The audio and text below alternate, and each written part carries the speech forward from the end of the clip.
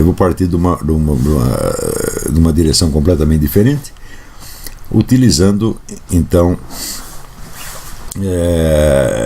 algumas análises que foram feitas do ponto de vista econômico por dois excelentes analistas econômicos aqui dos Estados Unidos. Um deles é James Rickards, nesse livro Currency Wars, As Guerras da Moeda, e o outro é o Porter Stansberry, que vocês podem encontrar facilmente na internet. Tem uma longa gravação que ele fez expondo o seu ponto de vista e por que ele acha que o dólar vai cair nos próximos meses. Só que há uma diferença. Eles parecem acreditar que esta queda do dólar, que essa crise da economia americana, representará um grande perigo para o atual governo americano. Porter Stansberry chega a conjecturar que será isso o fim do Barack Obama, e não é assim que eu estou vendo as coisas. Mas de qualquer modo eu vou aproveitar a análise deles, que me parece muito bem feita. Depois vocês podem conferir no site do Porter Stansberry, ou até comprando esse livro. Não sei se esse livro está na internet, mas a coisa é mais ou menos assim.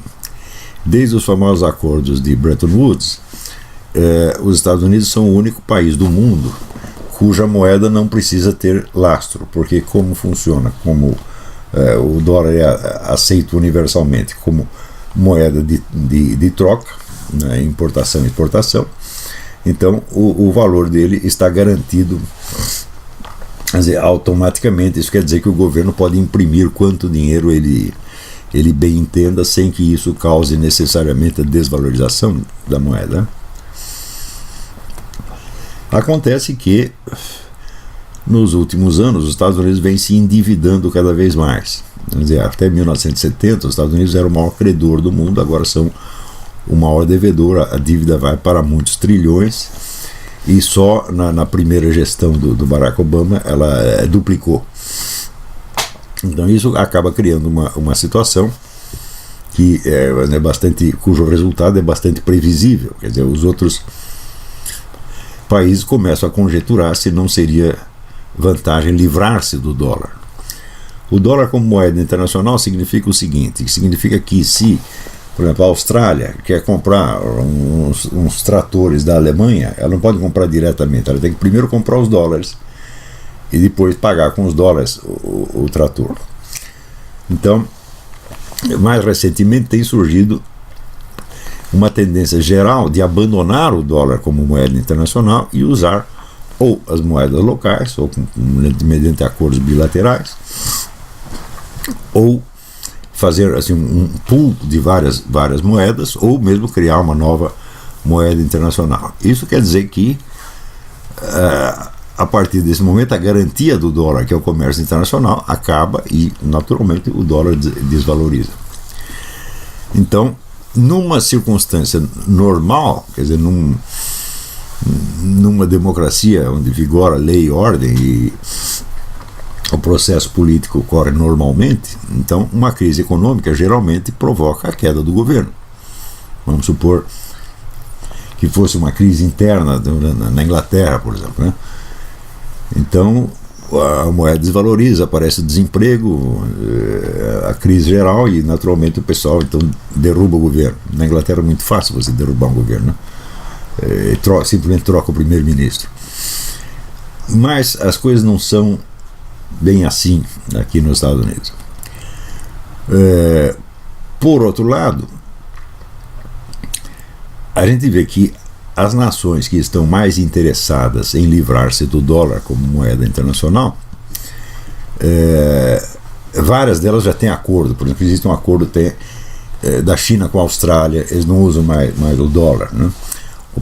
Parece que a China e a Arábia Saudita também não usam. Tem vários países que estão fazendo acordos bilaterais, mas existe um grupo de nações que é o chamado BRICS, que é Brasil, Rússia, Índia, China e África do Sul, que tem o seu próprio projeto globalista. Na verdade é o projeto russo-chinês. A gente fala BRICS, é quase um eufemismo. Na verdade é Rússia e China, o resto não pode absolutamente nada, ainda que tenha, vamos dizer, algum vigor econômico, como sem dúvida o Brasil tem, a Índia tem, a África do Sul tem, mas militarmente eles não são nada comparados com Rússia e China. Então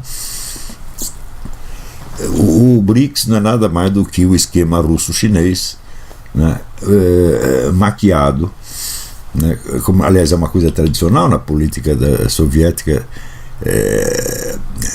camuflar-se sob o aspecto de terceiro mundismo, ou até havia o bloco dos países não alinhados, que estavam todos alinhados com a União Soviética. Isso nos anos 60 houve essa conversa dos países não alinhados, né?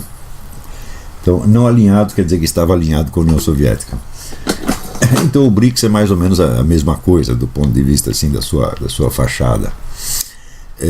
E a ideia do BRICS é criar uma nova moeda internacional, portanto um banco central mundial que se substituiria ao Fundo Monetário Internacional e faria então circular uma nova moeda, o que significa automaticamente um governo mundial, sediado então na ONU. Isso já está num processo bem adiantado. Quando vocês lerem os comentários assim, americanos, eles enfatizam muito a ausência de unidade nos planos do BRICS, dissensões internas, discordâncias, etc. Mas isto, para quem tem alguma prática da história do movimento comunista, isso não significa absolutamente nada. O movimento comunista está dividido desde o seu primeiro dia, tá certo? E a divisão interna é frequentemente um dos meios pelos quais ele cresce e se desenvolve. Inclusive, a divisão é aproveitada como um artifício pelo qual você pode seguir 2 ou 3 políticas diferentes, todas convergindo para o mesmo resultado. Então, a ascensão do BRICS e da nova moeda internacional evidentemente é a queda da economia americana, né? Então, como é que estão os Estados Unidos reagindo a isto? Você vê que o governo Barack Obama ele tem se preocupado em 2 coisas. Primeiro, em aumentar a dívida, portanto, fomentar esta mesma crise. Segundo, cortar o orçamento das Forças Armadas, quer dizer, debilitar as Forças Armadas justamente no momento onde há pelo menos 2 ameaças de agressão, uma por parte do Irã, outra por parte da Coreia. E, ao mesmo tempo, está fortalecendo formidavelmente os mecanismos policiais de controle interno. Vocês devem ter ouvido falar desta monumental compra de munições por parte do Homeland Security. Até 2 semanas atrás eram 1 bilhão e 600 milhões de rodadas de balas hollow point, que são balas proibidas para uso militar, portanto só podem ser usadas internamente contra, né, a própria população local. Também compraram carros de assalto e depois nessa semana veio mais compra de munições, mais compra de armamento e sobretudo compra o fuzil que eles querem proibir, que é o AR-15. Eles compraram uma multidão de fuzis AR-15 e ainda dizendo, por incrível que pareça, que era para defesa pessoal dos seus agentes, justamente quando o governo diz que o fuzil AR-15 jamais pode ser usado como arma de defesa pessoal, que ele é eminentemente uma arma de ataque. Então, tudo isto mostra o seguinte: o governo está perfeitamente ciente da crise econômica que vai vir, está ciente da queda da economia americana, que se anuncia aí iminente, e ele está preparado não para enfrentar a crise econômica, mas para enfrentar a crise social decorrente. Portanto, isso quer dizer que a queda do dólar já é aceita, vamos dizer, pelo governo americano como uma fatalidade, uma coisa que vai acontecer mesmo, e onde o que interessa não é tirar o país do buraco, mas simplesmente defender o governo contra a pressão e a crise social interna. Isso quer dizer o seguinte, que o nosso amigo Barack Obama ele está perfeitamente inserido dentro do esquema do BRICS. E não deixa de ser curioso que o próprio Fundo Monetário Internacional andou recomendando a troca do dólar por uma nova moeda internacional. Então, é claro que no discurso do BRICS, assim como, por exemplo, no discurso do professor Alexandre Dugin, toda essa coisa aparece como se fosse, vamos dizer, uma nova ordem mundial, uma outra ordem mundial, outro mundo possível, que então se oporia, né, à presente ordem mundial, né, chefiada pelo Fundo Monetário Internacional, Banco Mundial, ONU, etc, etc. Quando, na verdade, não é nada disso.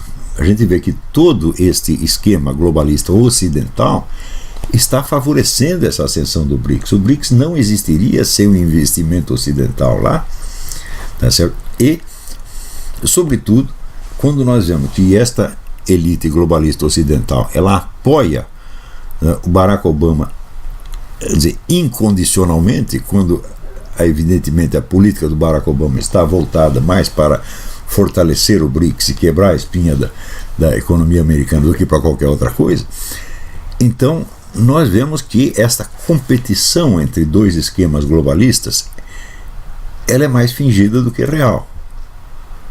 Parece que aí os dois grandes esquemas, o russo-chinês e o esquema ocidental, eles se uniram para criar realmente uma nova ordem mundial do dia para a noite, né, centrada na ONU, então, assim, praticamente oficializada como governo mundial, e fazer isto em cima do cadáver da economia americana.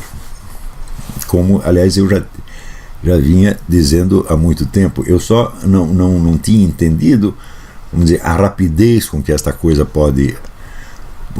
podia acontecer. O esquema está praticamente pronto e eu creio que, se não houver nenhum imprevisto,